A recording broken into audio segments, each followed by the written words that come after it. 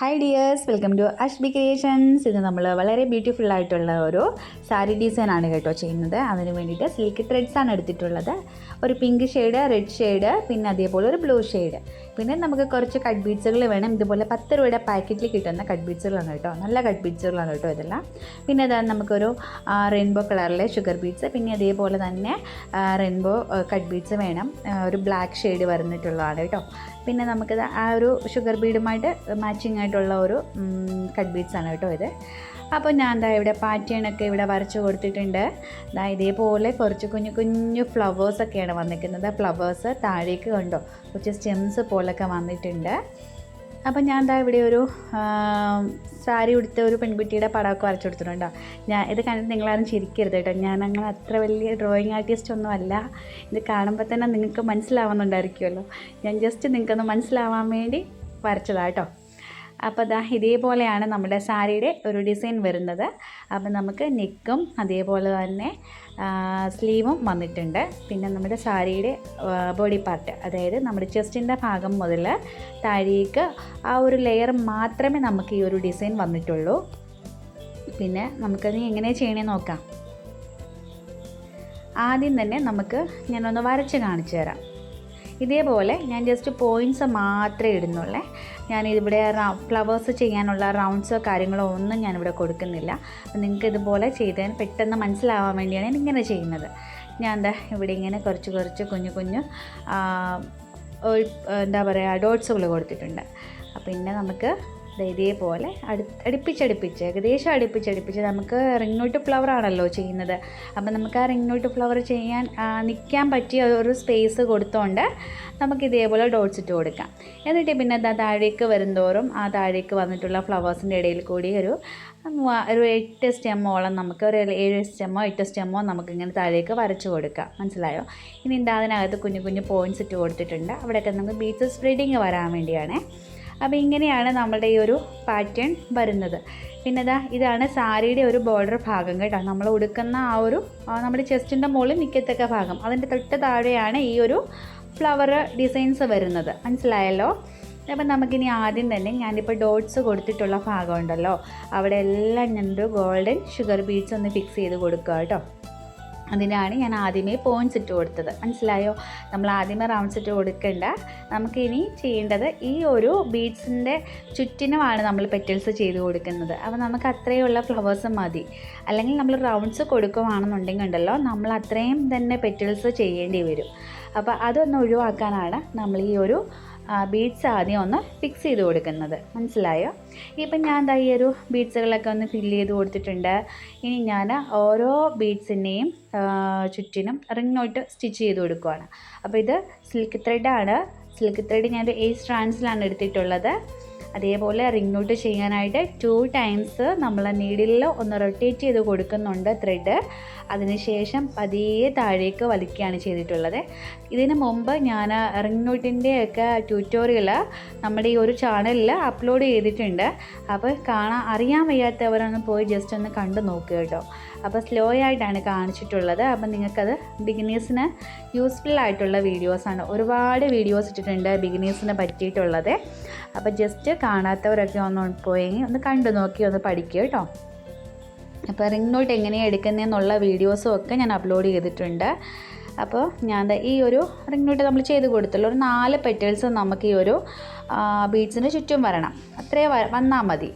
ഇനിയിപ്പോൾ ഞാൻ എന്താ ചെയ്യണേ, ഇനി ഇടയ്ക്ക് നമ്മൾ ആ ഒരു ബ്ലൂ ഷെയ്ഡിലുള്ള ത്രെഡ് കണ്ടില്ലേ, അത് ഒരു 8 സ്ട്രാൻഡ്സിലാണ് എടുത്തിട്ടുള്ളത്.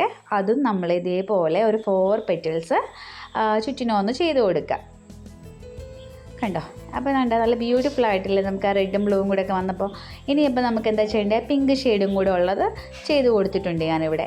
ഇനി നമുക്ക് താഴേക്കുള്ള ആ സ്റ്റെംസ് ഒന്ന് ചെയ്ത് കൊടുക്കാം. അപ്പോൾ അത് ചെയ്യാനായിട്ട് ഞാനിപ്പം നമ്മുടെ നോർമൽ ത്രെഡും അതുപോലെ തന്നെ നോർമൽ നീഡിലും എടുത്തിട്ടുള്ളത്. നീഡിൽ നമ്പർ 12 എടുത്തിട്ടുള്ളത് കേട്ടോ. ബീഡ്സ് വർക്ക് ചെയ്യാനായിട്ട് എപ്പോഴും നല്ലത് നീഡിൽ നമ്പർ 12 യൂസ് ചെയ്താൽ മതി.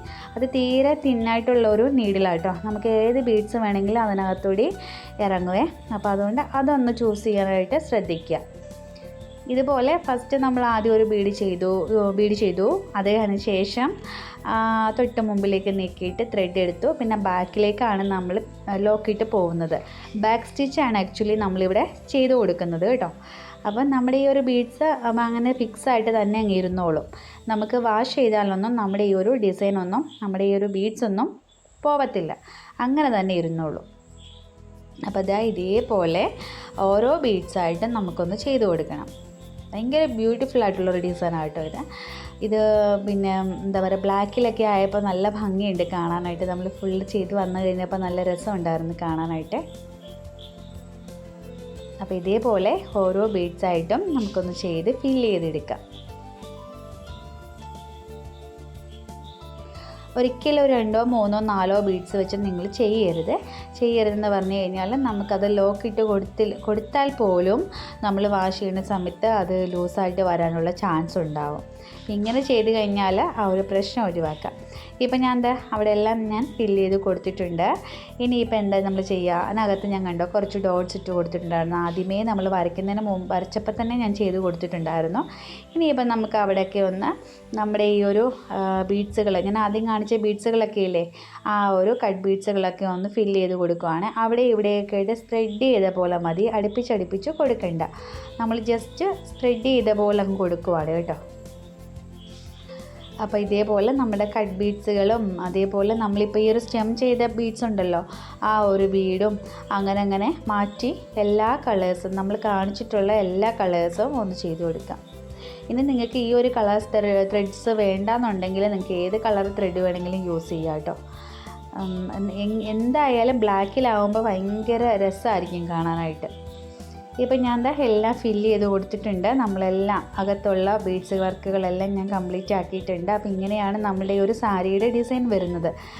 മനസ്സിലായല്ലോ, എല്ലാവർക്കും ഇഷ്ടപ്പെട്ടല്ലോ അല്ലേ? അപ്പോൾ ഇതേപോലെയാണ് നമുക്ക് ആ ഒരു ബോഡി പാർട്ട് ഫുള്ളായിട്ട് വേണ്ട, നമ്മുടെ ആ ഉടുക്കുന്ന ഭാഗം മാത്രം മതി.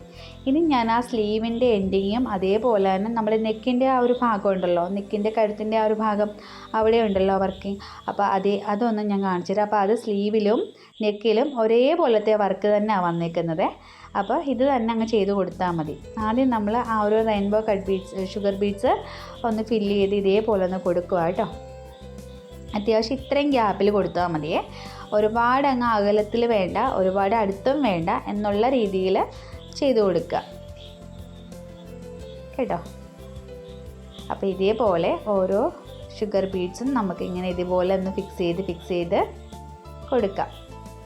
എന്നിട്ട് അതിന് ശേഷം എന്താ നമ്മൾ ചെയ്യുന്നത്, അതിന് ശേഷം നമ്മൾ ആദ്യം കാണിച്ച കട്ട് ബീഡ്സുകളില്ലേ, അതെല്ലാം ഒന്ന് ഇടവിട്ട് ഗ്യാപ്പുള്ളിടത്തൊക്കെ ഒന്ന് ഫില്ല് ചെയ്ത് കൊടുക്കുക. ഇതേപോലെ ഒന്ന് ഫില്ല് ചെയ്ത് കൊടുക്കുക. പിന്നെ അതിന് ശേഷം വീണ്ടും നമ്മുടെ കളർ ഒന്ന് മാറ്റിയെടുത്തു, റെഡ് കളർ എടുത്തു. ആ റെഡ് കളറ് അതിനകത്തൊന്ന് ഫില്ല് ചെയ്ത് കൊടുക്കുക. നമ്മൾ എന്തൊക്കെ കളേഴ്സ് യൂസ് ചെയ്തിട്ടുണ്ടോ അതെല്ലാം തന്നെ നമ്മുടെ നെക്കിലും നമുക്ക് ചെയ്ത് കൊടുക്കണവേ. അപ്പോൾ ഇതേപോലെ ഒന്ന് ചെയ്ത് കൊടുക്കുക കണ്ടോ. ഇതേപോലെ എൻ്റെ ആ ബ്ലൂ ഷെയ്ഡില്ലേ, ആ ബ്ലൂ ഷെയ്ഡും കൂടെ നമുക്കൊന്ന് ഫില്ല് ചെയ്ത് കൊടുക്കണവേ.